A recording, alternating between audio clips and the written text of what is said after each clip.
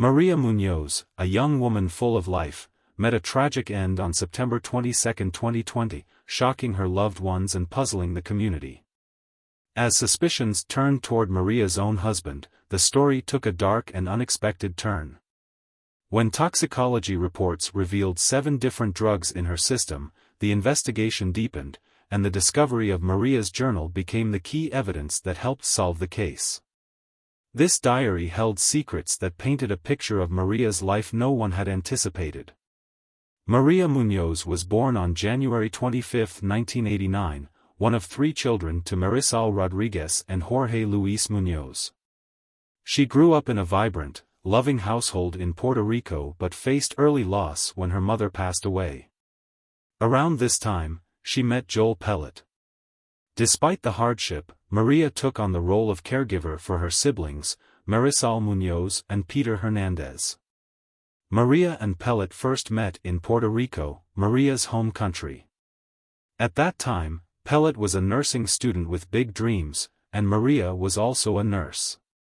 Pellet was 11 years older than Maria, but despite the age gap, they tied the knot in 2011. Later, they moved to Laredo, Texas, where Pellet secured a prestigious position as a nurse anesthetist at a local hospital, bringing in a substantial income. Their newfound financial stability allowed them a life of extravagance, with luxury cars and extravagant vacations. At the age of 31, Maria lived in Laredo, Texas, as a full-time mother, caring for her 2 young sons and her husband, Joel Pellet, aged 42. She left her job to dedicate herself to her children, taking them to the park to play and reading to them before bedtime. She also found joy in playing the piano and always dreamed of returning to school to become a nurse again. For a long time, everything seemed perfect. Pellet would share photos of his wife and children, proudly speaking about them to friends and colleagues. However, by 2018, shortly after Maria welcomed their second son, those close to Pellet began noticing a change in his behavior. He had undergone a physical transformation, losing weight and gaining muscle, and his behavior became increasingly flirtatious and sociable with other women, not fitting the image of a married man. Gradually, Pellet started removing family photos and instead posted pictures of himself alone, giving the impression of a single life. Around this time, Pellet became increasingly close to a surgical nurse named Janet Arando. Over time, it became apparent they had started a secret relationship. In early 2020, Maria's worst fears came true. She found airline tickets that Pellet had bought for himself and Janet to travel to Europe. This discovery left Maria heartbroken and depressed. She had trusted him and thought their marriage was strong, but then she felt betrayed. Maria was devastated to learn that the life they had built together for 10 years was a lie. She didn't know how to move forward, feeling lost and alone. In the midst of her emotional breakdown, she sought help from a therapist to cope with the devastating truth about her marriage. The therapist prescribed medication to support Maria through her mental health struggles. Around this time, Maria turned to writing journals as a way to process her thoughts and emotions. Soon, things were getting worse between Pellet and Maria. So, on September 19, 2020, Maria went to Janet's house and saw Pellet's car parked in the driveway. She confronted them at the house, and when he came out, Maria made him choose between her and Janet. In response, he said he would choose Janet. During the argument, Janet called the police, but Maria and Pellet had left by the time they arrived. The police called Maria while she was driving with Pellet, and they heard him yelling at her in the background. When they got home, he became so angry that he punched a hole in Maria's car windshield, which was an alarming display of force and anger. The following morning, on Sunday, September 20th, Maria sent Pellet a text message expressing her intention to hire a lawyer to help sort out their situation. However, he replied suggesting that they handle things without involving lawyers, as he believed it would be too costly. Just a few hours after their text exchange, he seemed to have a change of heart. He sent Maria an email expressing his deep sadness and inner turmoil.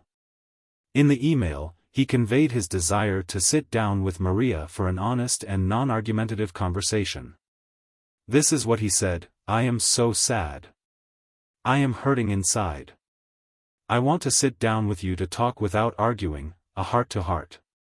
Maria replied to his email, and they both agreed to meet at approximately 5 p.m. the next night, on Monday, September 21st. Before going to meet him, she was so nervous and messaged her friend Yasmin Martinez, saying, "I just ask if you can pray for me." But sadly, her prayers were not answered, and the meeting ended in a horrifying way. On September 22, 2020, Pet dialed 911 in a panic, mentioning that his wife might have taken some prescription pills and was not breathing. Officer De La Cruz was the first to arrive at Pet's house at around 1:40 a.m., and his body cam was also recording every detail. The officer found Pet at the top of the stairs near the main bedroom. He was still wearing his green hospital scrubs and was doing CPR on his wife. Their 2 sons were sleeping in the rooms close by. As soon as the paramedics arrived, they took over doing CPR on Maria. While first responders were working diligently to save Maria's life, another officer approached Pet to inquire about the pills she had reportedly taken. Without hesitation, Pet went to a nearby bathroom, searched through the medicine cabinet, and retrieved a bottle. He handed it to the officers, who later discovered it contained a prescription for Cazam, a benzodiazepine medication used to manage acute anxiety, panic attacks, and sometimes epilepsy. Benzodiazepines like Cazam work by slowing down the nervous system to induce a calming effect. Upon examining the bottle, the officer noticed that the pills were actually prescribed to Pet, not Maria. Another detail that caught the officer's attention was that the pill bottle had been returned to the medicine cabinet. Typically, in cases of overdose, the pill bottle is found near the person afterward. Pet was captured on body camera picking up the pill container from the floor and placing it in his pocket. De La Cruz questioned himself as to why he would retrieve the pills. Could he be concealing something? Another reason to suspect Pet was when De La Cruz came across a needle cap on the stairs in the couple's home. This seemed odd to him. Pet and Maria had 2 young children, so finding a needle on the stairs raised questions about why it was there. This was not all. Investigators also uncovered more than just a needle. They also discovered syringes and 4 equipment neatly packed in a medical bag. While this finding may seem ordinary, Pet's profession as an anesthesia nurse raised intriguing questions about the presence of these medical tools outside a clinical setting. Despite this unusual circumstance, Pet informed the officers that Maria had been struggling with deep depression recently. He explained that her mental health had been deteriorating, leading her to take the pills in an attempt to cope with her overwhelming emotions. So, despite the first responders' best efforts, Maria couldn't be revived. Tragically, by 3:58 a.m. that day, she was pronounced dead. After Maria was declared dead, officers took Pet downstairs to the kitchen for additional questioning. He explained to the officers that on that day, he and Maria had met for a conversation. After their discussion, they both got intimate, and then he took a shower. Upon exiting the shower, he found Maria asleep. He went downstairs for a while, though the reason for this was not clarified. When he returned upstairs and approached Maria, he discovered she was unresponsive and not breathing. While talking, the officer noticed Pet's strange behavior. He was sweating heavily and was unable to answer simple questions about the incident. The officer also observed that Pet's level of sweating was noticeably higher than anyone else present, even the first responder who had been trying to save Maria's life for the past 2 hours. This made officers more suspicious of him. For further questioning, he was then taken by Sergeant Luis Mata to the police station. At the police station, Pet was left alone in the interrogation room for a while before an officer came in. His every action was recorded on video. When officers watched the footage, they were shocked to see how Pet suddenly went out of control. He started screaming, crying, hitting the walls, and throwing furniture around the room. He was being so loud and disruptive that people in the hallway and other rooms nearby got scared hearing all the noises coming from his room. At 4 a.m., Sergeant Louis Mata entered the room to talk to Pet. During this conversation, Pet opened up once again about the events leading up to Maria's death. Shockingly, he also confessed to the officer that he had been involved with another woman named Janet. He revealed that he had actually left the family home 5 months earlier and was living with her at the time of Maria's death.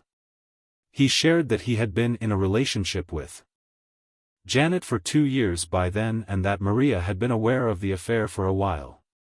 According to him, on the night of Maria's passing, he visited the family home to have a conversation with her about their marriage. After their discussion, they got intimate. He said he thought Maria was asleep in her room, but only 10 minutes later, when he returned to check on her, he tragically found her unresponsive. He later confessed to the officer that he gave Maria the medication prescribed to him, Kazam, to help ease her anxiety and depression. However, he couldn't provide details to the officer about how much she had taken or how many pills were left in the bottle before she accessed them. Unfortunately, he was unable to provide any additional information to help clarify the situation. After all the questioning, he was released. The next step was to. Maria's autopsy took place just 8 hours after her death, which was relatively soon after she passed away. This timing meant that whatever caused her death should still be detectable in her stomach contents. As the investigation into Maria's death intensified, the autopsy results delivered a shocking revelation. Contrary to initial suspicions, no traces of pills were discovered in her stomach. However, the medical examiner's report uncovered a shocking clue, a small red mark on the inside of her elbow. What was more shocking was that it was a pinprick mark. The small red mark on her arm was concerning because it suggested she may have been injected with something. This unexpected discovery led investigators to explore the significance of this mark and its potential connection to her death. Soon, the investigators discovered another thing from Maria's house. A journal was found at Maria's place. As was mentioned earlier, to cope with the anxiety and depression, she had started writing a journal, and that journal helped investigators a lot to know who the culprit was. What they found in that journal was truly heart-wrenching. In her journal, she wrote her thoughts and experiences.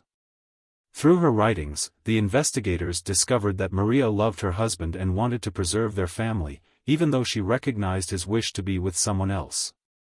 She wrote, "I wanted to stop, my past haunts me, and I don't want to be sad anymore." In her journal entries, Maria detailed her heartbreak when Pet left their home, leaving her to care for their 2 young sons. Her diary and recordings on her cell phone helped investigators uncover her husband's abusive behavior, documenting her emotional journey from grief to healing and a newfound optimism for the future. She also wrote in the journal, "My heart says one thing, my mind says something else. I am in this constant battle, a tug of war. I want it to stop, but they won't. They keep me sad, and those are my tears. My future is foggy and unclear, my past haunts me, and my present is confusing. Lord, hear my cry, see my tears, feel my pain. Bring me laughter, bring me peace, bring me happiness again. I don't want to be sad anymore. I don't want my heart to hurt, I don't want my mind to be in torture. Please, I beg you, O Lord." The day before her untimely death, Maria Munoz wrote the following in her journal, "What is it that I want? Number 1, move forward." The entries in Maria's journal the day before her death showed her desire to live and move forward with her life. There was no mention of suicide or any plans to end her life. After going through her journal, the investigators didn't think she had committed suicide. They needed more information to understand what really happened. Pet's previous employer, Dr. John Hunsinger, an anesthesiologist, became aware of the autopsy findings. He contacted Detective de la Cruz, who was working on the case, and expressed his concerns. Dr. Hunsinger recommended that the investigators conduct a comprehensive toxicology screening. In January 2021, investigator Sergeant Luis Mata and Detective de la Cruz received the long-awaited toxicology test results. Contrary to Pet's claim of Kazam, Maria did not have that drug in her system. However, the toxicology report revealed a shocking truth: the presence of 7 other drugs: morphine, Demerol, Versed, Propofol, ketamine, lidocaine, and Narcan. These medications are commonly used in surgical procedures. Propofol and ketamine are used as sedatives and for pain management, often administered intravenously during surgical procedures. Most people cannot access these drugs easily, and even many nurses and other medical professionals may never come into contact with medications like propofol and ketamine unless they work directly in anesthesiology. The presence of propofol in Maria's body was the most shocking finding for the investigators. The investigators thought that Pet, as a nurse anesthetist, would have access to propofol based on his profession. When Dr. Hunsinger, who worked with Pet and had experience using propofol, saw the amount found in Maria's system, he said it was the highest quantity he had ever encountered. Based on this, the doctor strongly believed that propofol was the specific cause of Maria's death, as Pet would know the appropriate dosage to sedate someone or cause an overdose. Additionally, a small mark on Maria's arm indicated that she may have been injected with a substance. Investigators believe that, with the toxicology report, Pet's suspicious behavior, and Maria's journal, they had enough evidence to arrest Pet for the murder of his wife. Soon, authorities obtained an arrest warrant against Pet. Detective de la Cruz wasted no time and went to arrest Pet. Surprisingly, he did not resist arrest, almost as if he had anticipated and accepted his impending fate. He was soon taken to the police station, marking the beginning of a new chapter in the investigation as law enforcement officials prepared to question him again about the events surrounding Maria Muñoz's tragic death. He now had to face the consequences of his heinous act. The trial began on March 21, 2023. As the legal proceedings unfolded, both the prosecution and defense presented their cases.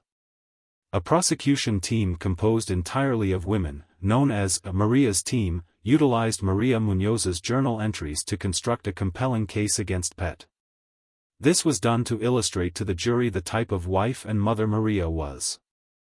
The prosecutors described Maria as an excellent mother who was caring and intelligent, expressing that they felt her vibrant spirit through the pages of her journal. During the trial, the prosecutors also suspected that Pet first drugged Maria by putting some substances in her drink to make her sleepy. Once she was unconscious, he injected propofol into her arm. Prosecutors also believed that Pet waited a long time before calling 911 so that the first responders would not be able to revive her when they arrived. The prosecutors stated that the journals helped them comprehend the challenges Maria faced, which in turn fueled their determination to seek justice in her case. During the final arguments, Pet's lawyer, Roberto Bali, informed the jurors that his client wanted to work things out with his wife, Maria Muñoz, before her passing. Bali reminded the jury about the medical examiner's report, which said Maria's cause of death was still unclear. He told them there was not enough proof to show Pet was responsible for her death. Bali pointed out that Pet had given Maria a drug called Narcan on the night she died, which is used to reverse overdoses. He even said both Pet and Muñoz struggled with drug addiction. Bali also argued that Maria Muñoz willingly consumed the drugs without coercion, as there were no signs of force on her body. However, after investigating Maria's social circles, friends, and family, it became clear that she was not a drug addict, and Pet was the only person who could have provided her with that substantial quantity of propofol. Authorities were also able to convince Pet's girlfriend, surgical nurse Janet Arredondo, to testify against him. She revealed that he had admitted to her that he gave Maria something to calm her down and confirmed that he had brought drugs, including propofol, home from work. The jury took less than 1 hour to reach a verdict. At last, after a 9-day trial, on March 30, 2023, a jury found Pett guilty of the murder of his wife, Maria. On April 27, 2023, Pett received a life sentence. The murder conviction, plus an additional 10 years and a $10,000 fine for tampering with evidence, led to Joel Pellet's current life sentence at the Texas Department of Criminal Justice, where he now faces the consequences of his heinous actions. His imprisonment stands as a symbol of accountability and a solemn tribute to Maria's life, ensuring that her memory is honored through the pursuit of truth and the upholding of justice. The motive behind the killing remains unclear, but according to the prosecution, Joel Pellet's motive for killing his wife, Maria Munoz, was rooted in his desire to end his marriage and be with his girlfriend, Janet Arredondo. Ultimately, justice had to be served, and the verdict ensured that Pellet was held accountable for his actions. The jury's decision brings some measure of closure to this tragic case, affirming that such heinous acts will not go unpunished. The conviction underscores the importance of upholding justice and sends a clear message that those who commit such crimes will face the full extent of the law. Jacqueline "Jackie" Vandagriff was born in Carrollton, Texas, on March 4, 1992. She was the youngest of two daughters. Throughout her life, Jackie resided in the colony in Frisco, Texas, where she was raised alongside her loving family. Before Jackie could walk, she learned to somersault, showcasing her natural talent for gymnastics. This early introduction fostered her passion for the sport and paved the way for her future success. Jackie's parents recognized her potential at just 3 years old and enrolled her in gymnastics courses. Over the following years, she honed her skills and eagerly participated in various competitions, reaching level 5 in the Texas State Gymnastics Association. Those who knew Jackie described her as a warm and compassionate person. She had a heart of gold and genuinely cared about the well-being of others. She was a loyal friend who encouraged her loved ones to be the best versions of themselves, through words of encouragement or simply being there to listen. Jackie's company brought comfort and joy to those around her. Jackie's kindness extended beyond human relationships. She deeply loved animals, was a lifelong vegetarian, and believed in supporting pet adoption from no-kill shelters. Her compassion extended to all living beings. Jackie was passionate about reading, her favorite book series was Harry Potter, and she would lose herself in the magical world of Hogwarts. In addition to reading, Jackie had a deep love for music, with tastes that ranged from Pink to James Taylor and Rob Thomas. One of her greatest passions was musicals, especially Rent. She would go to every performance of the musical whenever it was in town. After completing her high school education at Wakeland High School in Frisco, Jackie decided to enroll in the Paul Mitchell School for Cosmetology. She completed her training and earned her license as an esthetician. Determined to continue her education, Jackie enrolled at Texas Woman's University and majored in nutrition and food science. She knew that good nutrition was crucial and believed everyone deserved access to proper nourishment. Jackie envisioned a future where she could educate others about the importance of eating well and empower them to make healthier choices. It seemed as if Jackie Vandagriff was destined for greatness. The college junior was on a path toward achieving her dreams and positively impacting the world. However, in the summer of 2016, a fateful encounter with an evil person would tragically end her life. On Wednesday, September 14, 2016, an officer with the Grapevine Police Department in Grapevine, Texas, received a disturbing call around midnight. The caller informed the officer that someone had found a body out by Grapevine Lake. Upon receiving the call, the officer immediately headed to the scene. Upon arriving, the officer walked into a wooded area and discovered a worn footpath. Following the path, he eventually came upon a burned patch of land. In this area was a plastic blue kiddie pool, and inside this pool was a body.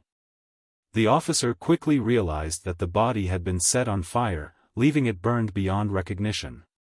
It was impossible to determine its identity, as it lacked any distinguishing features that could identify whether it was an adult, child, male, female, or even the race of the victim.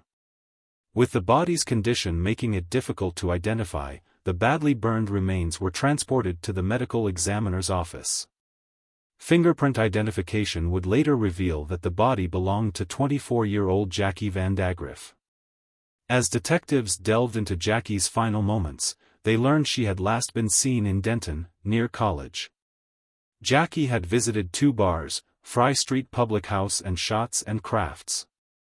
As detectives waited for the security footage from those establishments, Jackie's body was autopsied by the medical examiner.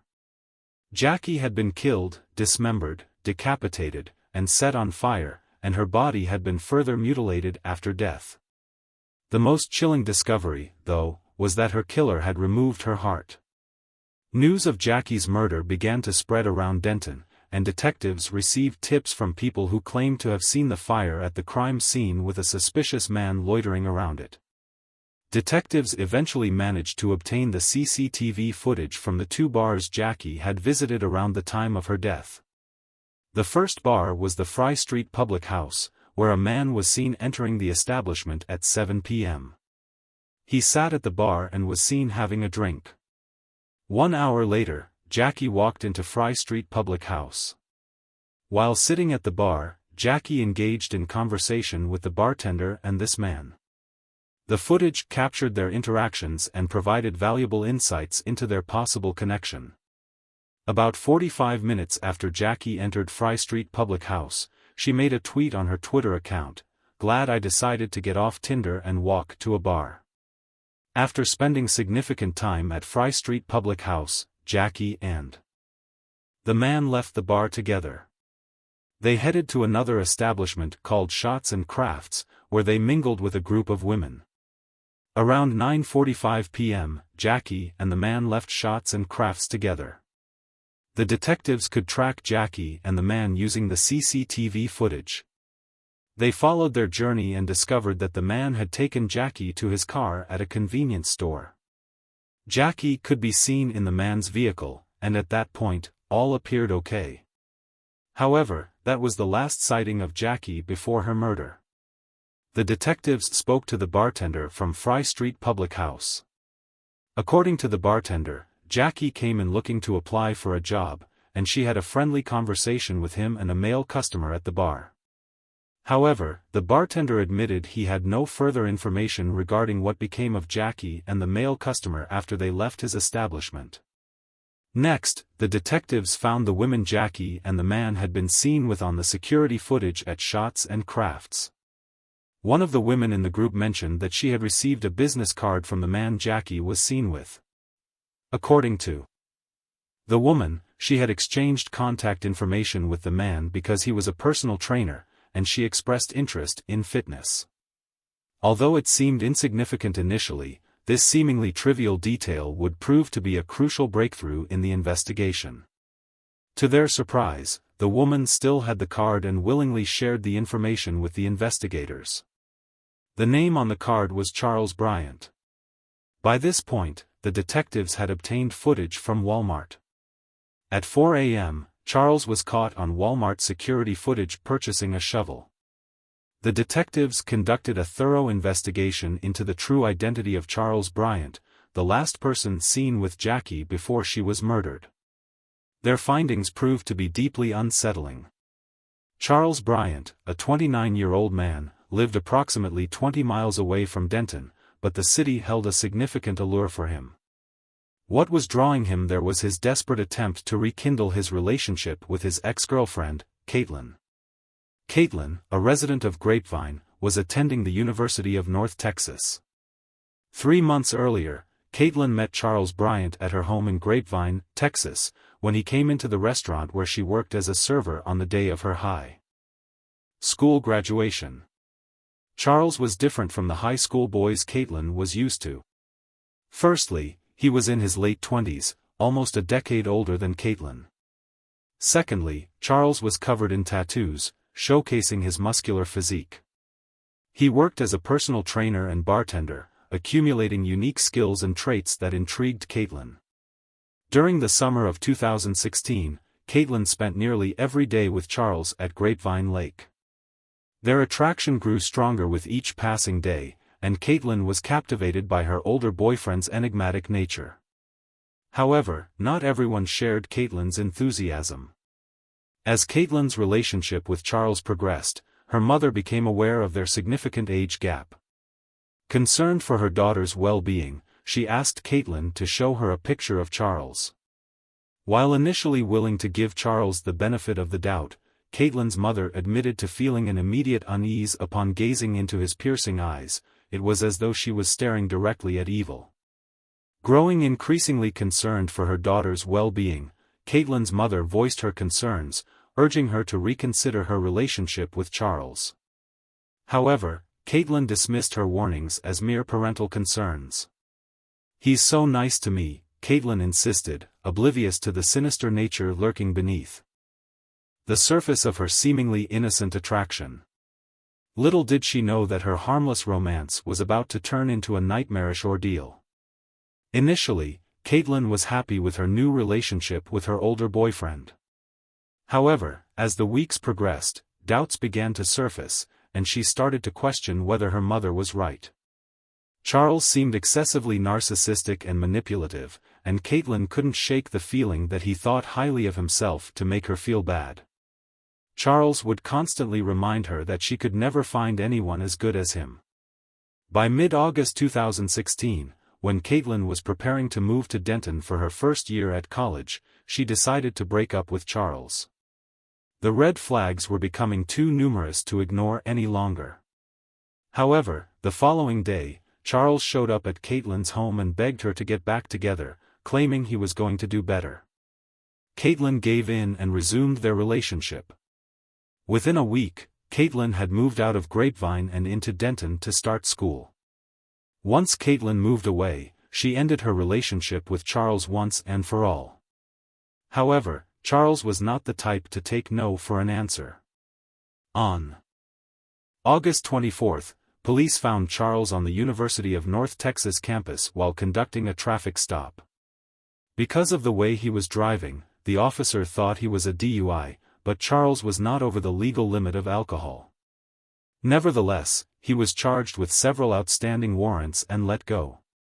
Several hours later, Charles returned to the University of North Texas and knocked on Caitlin's dorm room door, which he had somehow managed to locate. Caitlin called 911, and by the time the officer arrived, Charles had already vanished. When the officer questioned Caitlin, she explained that she had been sick of the way Charles treated her and spoke to her, prompting her to end their relationship.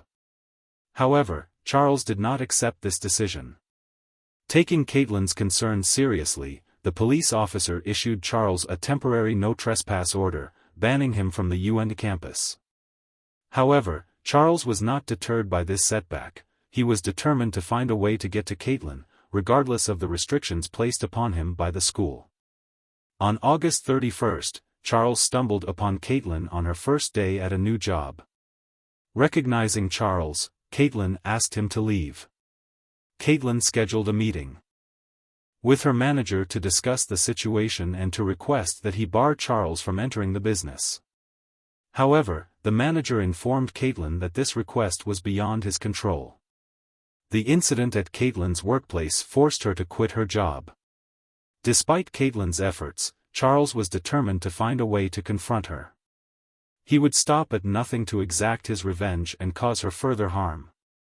The cycle of fear and intimidation continued as Charles's obsession consumed him, and Caitlin's life remained in jeopardy. In the meantime, Caitlin was residing on campus at UNT, which worried her mother greatly. Concerned for her safety, her mother pleaded with her to return home so they could protect her. However, Caitlin was confident in her decision to stay in her dorm room, feeling safe within the confines of the university. On September 6, a chilling incident occurred when Charles reappeared at Caitlin's dorm on the UNT campus. As he banged on the door to her room, Caitlin feared the worst and sought refuge in her suite mate's closet. From her hiding place, she could hear Charles urging her to come out, telling her he had something for her. Caitlin's darkest fears began to manifest, and her mind raced with terrifying scenarios of what Charles might have in store for her. Terrified for her life, Caitlin made a split-second decision and called 911 while inside the closet, talking in hushed tones, fearing that Charles could hear her. The dispatcher repeatedly requested that she speak up, but Caitlin was too frightened to speak clearly. Despite the dispatcher's attempts, Caitlin's voice remained barely audible due to the overwhelming fear she experienced. As time went on, the police arrived at the scene, but unfortunately, Charles had already fled. However, he left a chilling reminder of his presence: flowers and a handwritten, 2-page letter addressed to Caitlin. The letter contained disturbing messages, further heightening the young woman's fear. Minutes after the incident, officers managed to apprehend Charles outside campus, dressed in running clothes as if he was exercising as a student. He was arrested for trespassing and released on bail a few hours later. Despite Caitlin's efforts to remove Charles from all her communication channels by blocking him on her phone, email, and social media, he continued to devise new ways to contact her. Charles created multiple accounts, ensuring that he maintained some form of communication with her. Recognizing that Charles's behavior had escalated, the police stepped in to assist Caitlin in obtaining a protective court order. The very next day, she formally filed a petition for the order, which granted her legal protection from further harassment. However, even after his first arrest, Charles continued to try to communicate with Caitlin. These unwanted communications resulted in his second arrest for stalking, as he continued to violate the terms of the protective order. It was his third arrest. 2 weeks following his second arrest, Charles posted a $5,000 bond and was released from custody. While out on bail, Charles Bryant went to Fry Street, where Caitlin normally hung out. Detectives were positive Charles met Jackie Van Dagrif there.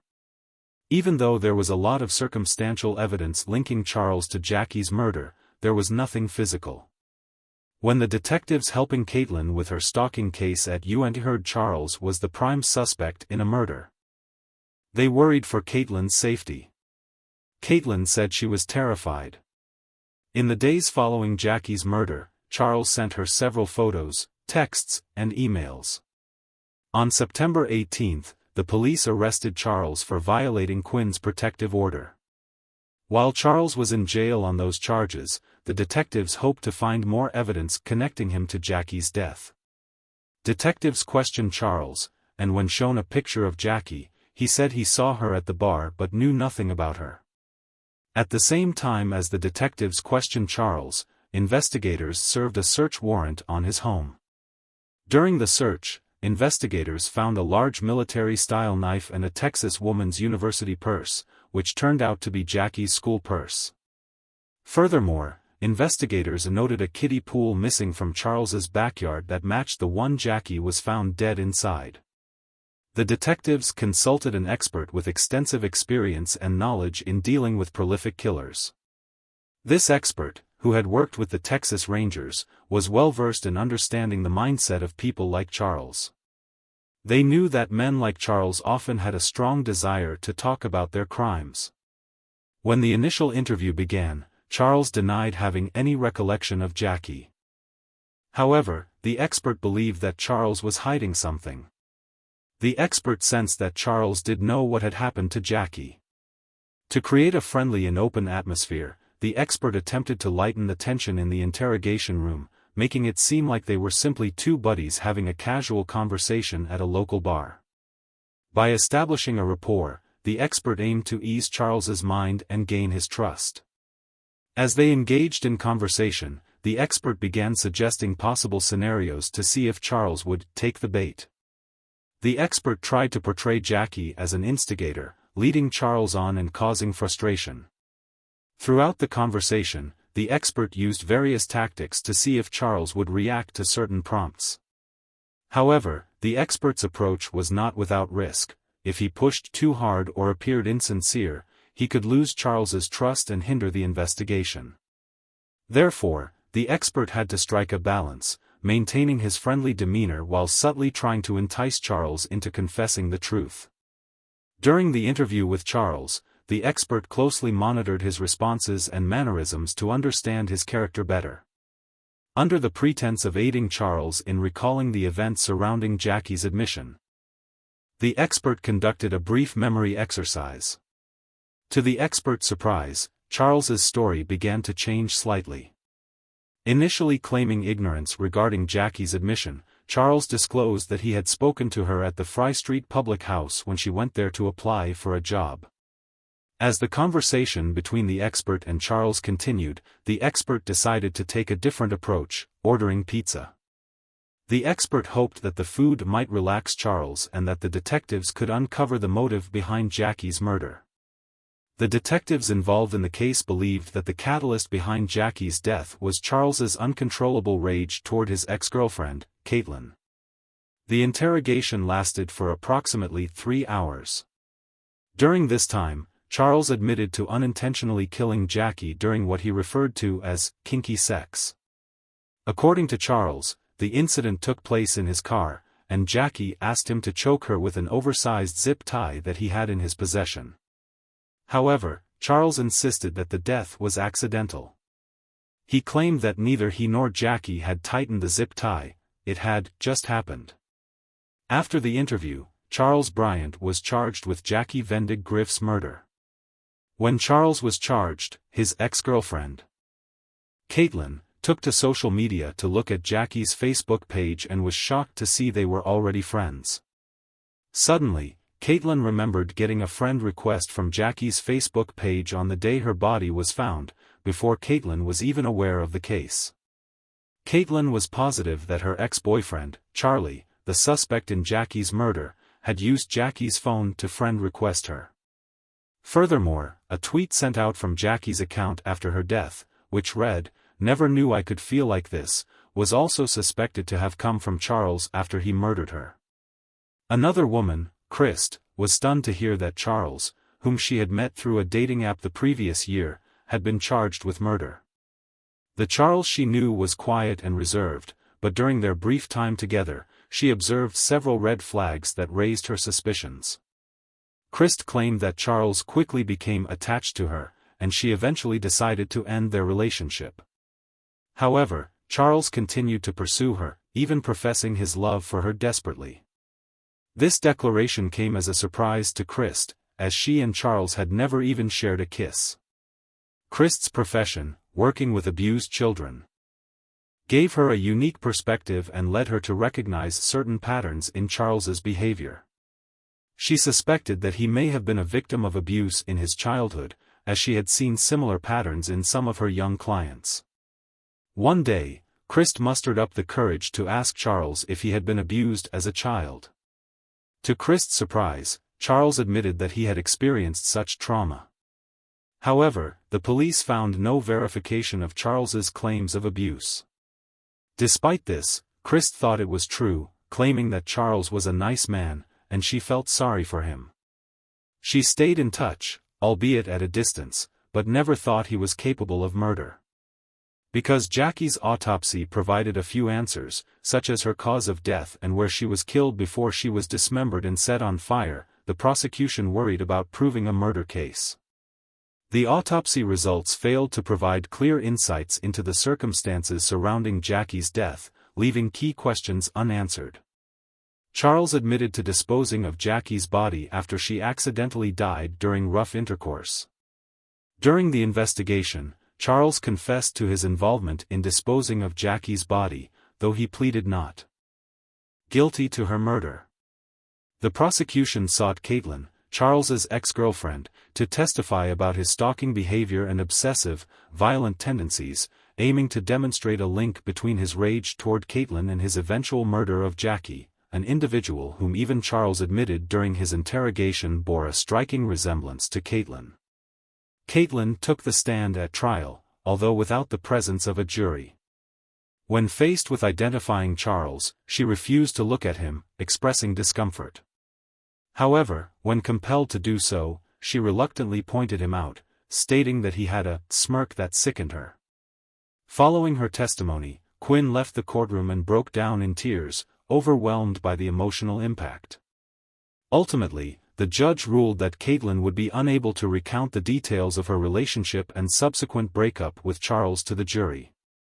In April 2018, 1.5 years after Jackie's tragic demise, Charles Bryant stood trial for her murder. However, Jackie's best friend found herself unable to bear the sight of Charles, choosing not to attend the court proceedings. The mere thought of having to confront him face to face was too overwhelming for her to bear, a painful reminder of the devastation he had caused in their lives. The Temple family, hailing from Katy, Texas, was well known and respected in their town, particularly David, an exceptional athlete who captained the Katy High School football team through an undefeated season in 1986 as the star linebacker and heart of the defense. David's skills earned him recognition far beyond the confines of the football field. He was a local celebrity in Katy, everyone wanted to be his friend. As David's success continued, he decided to further his academic and athletic pursuits by enrolling in Stephen F. Austin State University in the fall of 1990. The university offered him a full scholarship to play football, and David eagerly accepted the offer. During his time at Stephen F. Austin State University, David's skills on the field were nothing short of extraordinary. His physical presence and relentless aggression earned him the nickname, the Temple of Doom. During his time at the university, David crossed paths with Belinda Lucas. Belinda was a physical education major who worked as an assistant with the football program. David and Belinda's connection was instantaneous and quickly blossomed into true love. Belinda was a charming blonde, and David couldn't help but be captivated by her beauty. From the moment they began dating, David was eager to spend every moment with her. To show his affection, he would leave heartfelt notes on her windshield whenever he saw her car on campus and would surprise her with roses. After 11 months of dating, David decided it was time to take their relationship to the next level. With great care and consideration, he asked Belinda's parents for their hand in marriage. Belinda's parents, impressed by David's genuine character and respectful demeanor, happily said yes. David was determined to propose to Belinda in the most romantic way possible. To create a perfect memory, he decided to take her out onto the football field. As they walked toward the 50-yard line, anticipation filled the air. David got down on one knee and asked Belinda to be his wife. Belinda couldn't contain her excitement as she happily agreed. In the fall of 1992, David and Belinda married in an intimate ceremony surrounded by their closest friends and family. After their marriage, David and Belinda decided to settle in Katy, Texas. Belinda pursued her passion for education by becoming a teacher at David's alma mater, Katy High School. David found his calling as a coach and teacher at A.A. Hastings High School.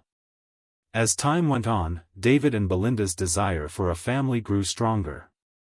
3 years after their marriage, Belinda gave birth to their son, Evan.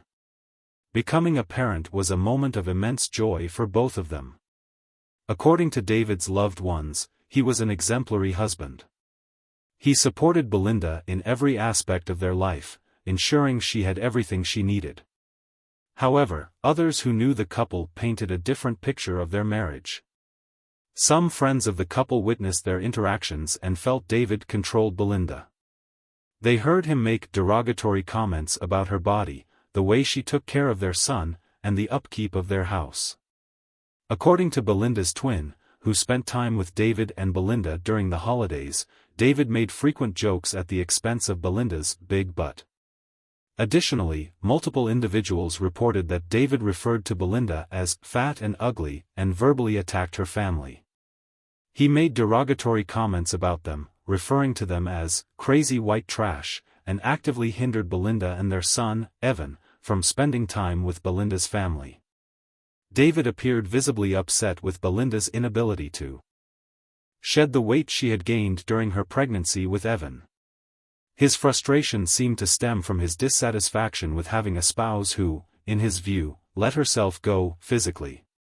However, despite David's less-than-ideal behavior, it was generally agreed that he genuinely adored their son and was a doting, loving father.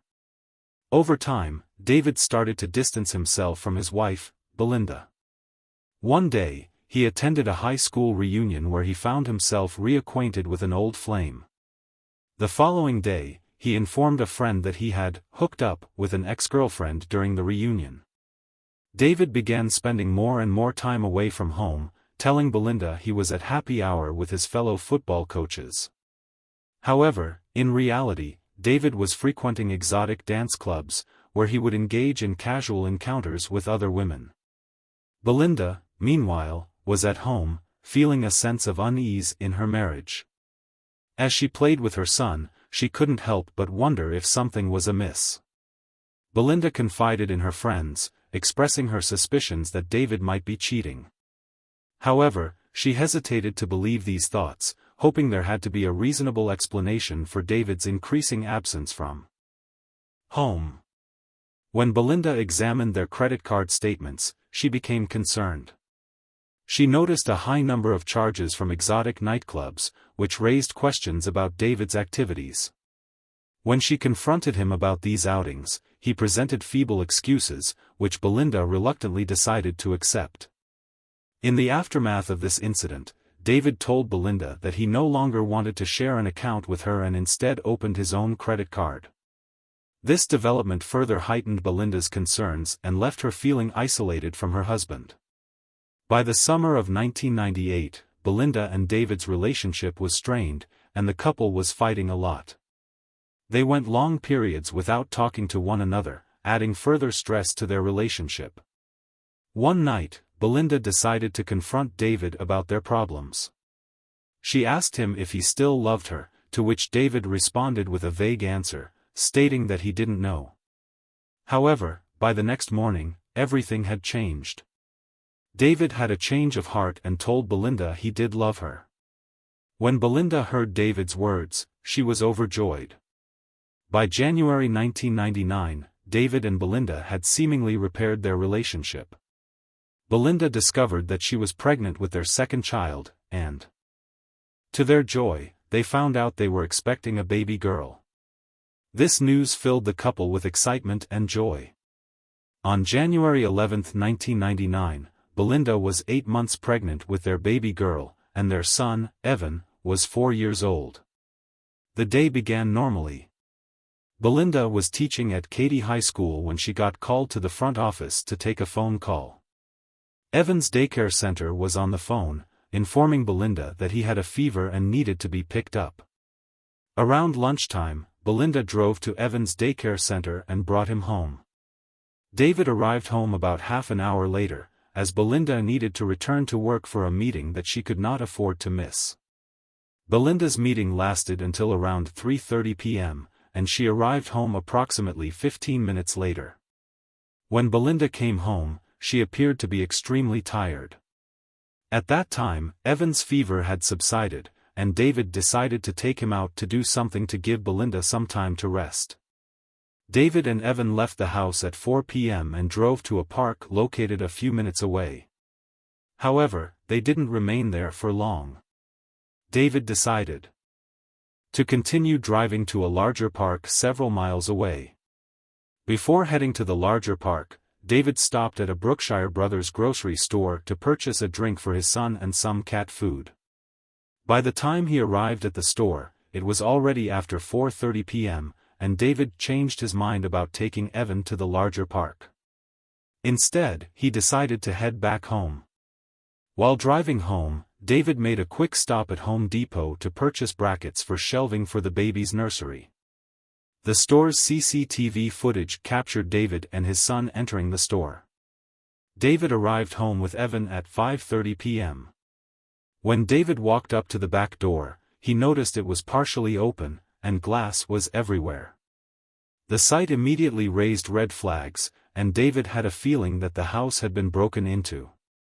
Thinking quickly, David picked up his son and ran to the neighbor's house, banging on their front door and shouting, "Let me in." The neighbor, hearing the commotion, quickly ran to the front door.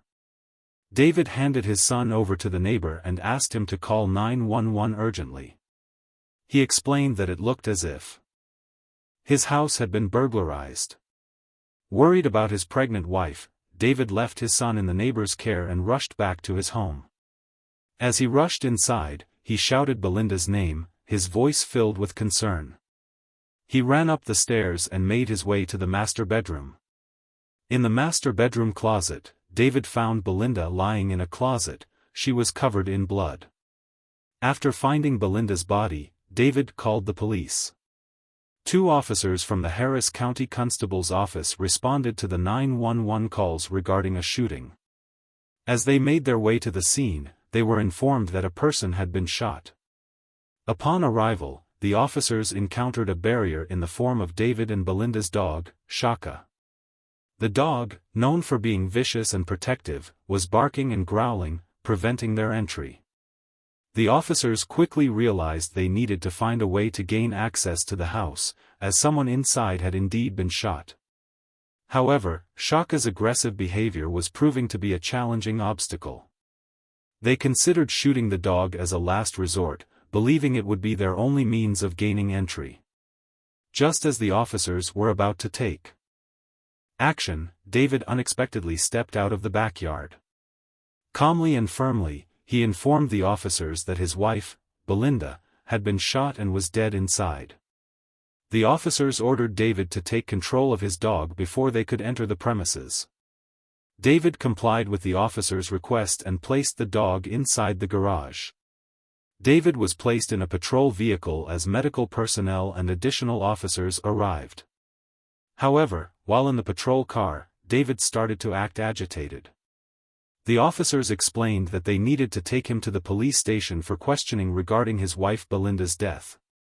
During the interview, David talked about the moments leading up to when he discovered his wife dead in the closet. However, David acted irritated and aggressive. According to the detectives, David refused to look them in the eye and shook his body and bounced in the chair as he spoke. After 3.5 hours of questioning, the detectives still had no idea if David was a suspect in his wife's murder. His answers were inconclusive, and he was not cooperative, making it impossible for them to eliminate him as a suspect. When crime scene investigators arrived at David and Belinda's house, they were confronted with a gruesome sight. Belinda was found lying face down in the master bedroom closet with a gunshot wound to the back of her head. The injury to Belinda's head was not immediately apparent, as her long hair covered that part of the wound. To one of the detectives at the scene, it looked as if Belinda had been kneeling when she was shot. The clothes hanging in the closet were covered in Belinda's blood and brain matter. Belinda was fully dressed in jeans and a sweater, with her shoes still on. She also wore a watch, bracelet, necklace, and rings. On January 12, 1999, a medical examiner conducted an autopsy on Belinda, confirming that she had been shot by a 12-gauge shotgun, which fractured her skull. The medical examiner determined that Belinda had been killed sometime on January 11 but was unable to identify a specific time of death due to the body's state of lividity after the medics removed it from the crime scene. Furthermore, the medical examiner noted that Belinda's unborn daughter would have died as a result of her gunshot wound to the head but stated the death would not have been instantaneous. Crime scene investigators searched David and Belinda's house. The examination of their home revealed evidence indicating that the individual who committed the shooting had entered through the back patio door by breaking a panel of glass. However, as the investigator closely examined the broken glass on the floor, he noticed that the pattern was consistent with the window being broken while the back door was ajar. This finding raised suspicions about the circumstances surrounding the break-in. The investigators' analysis led them to the conclusion that if the back door had been closed when the glass was broken, he would have expected to see the glass scattered closer to the couch. However, the fact that the glass fragments were found in the living room suggested an alternative scenario. If the intruder intended to gain entry into David and Belinda's home, why would they choose to break the glass of an already unlocked and open door? Even though drawers were pulled out and some items were turned over in David and Belinda's home, after a thorough investigation, nothing of value was missing.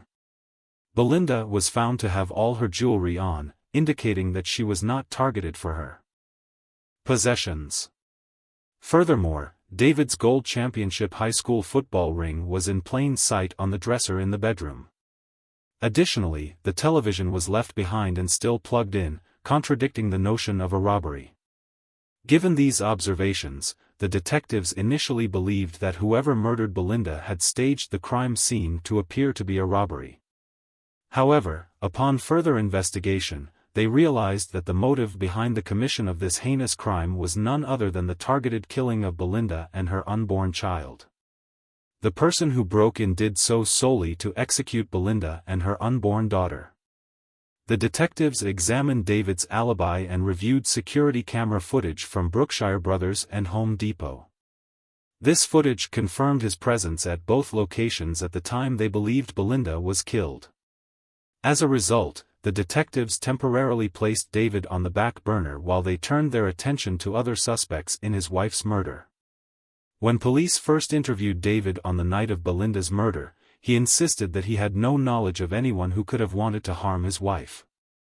However, a few days into the investigation, after careful consideration, David shared with the detectives that he thought of someone who might have possessed a motive to harm Belinda.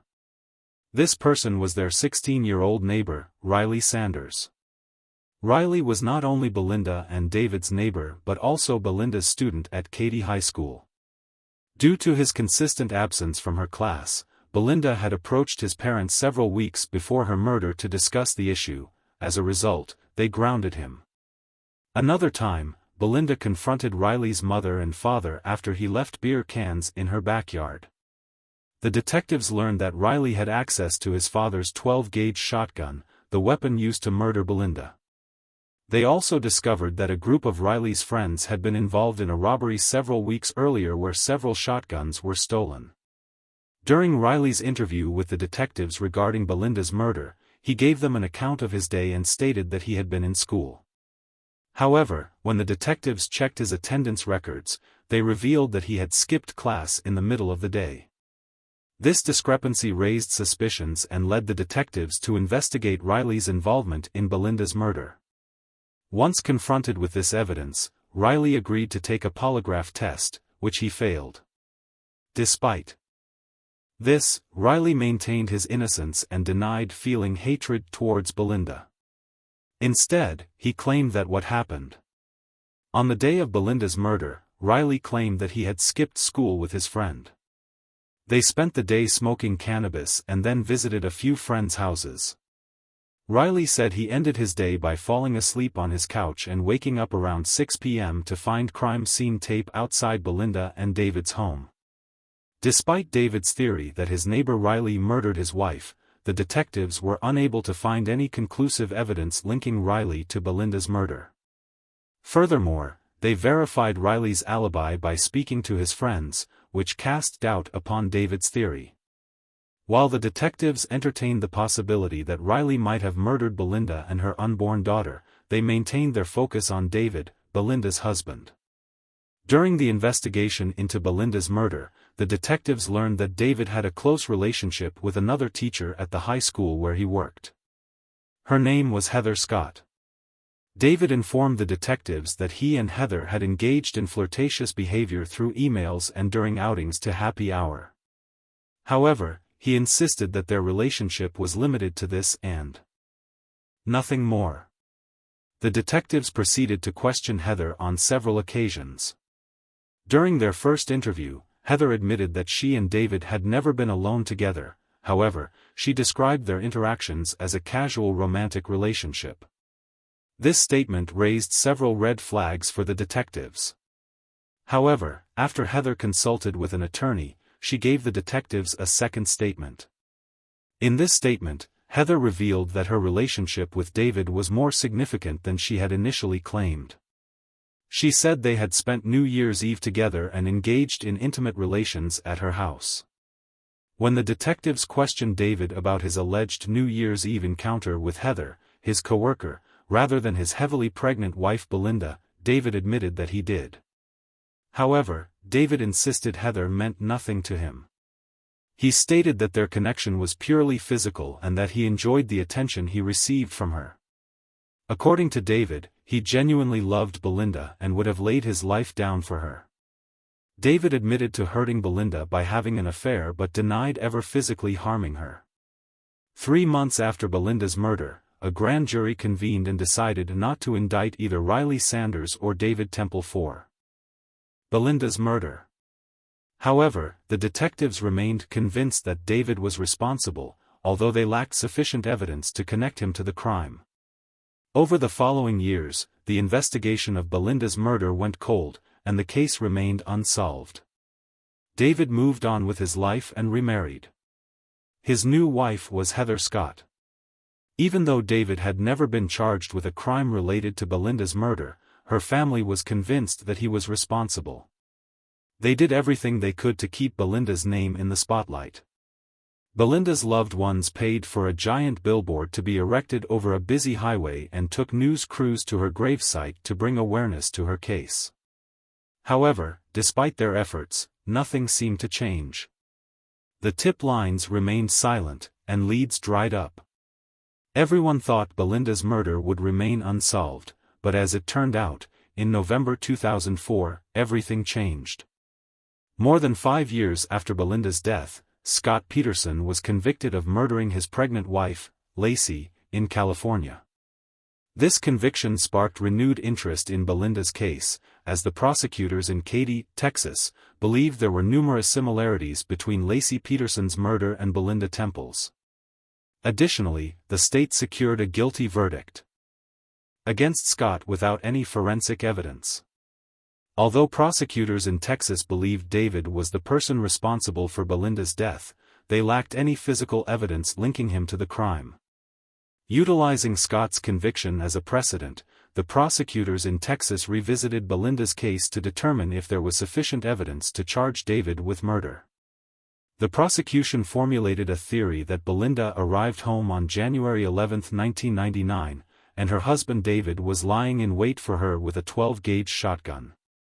They believed that David confronted Belinda and coerced her upstairs into a closet, where he fatally shot her in the head.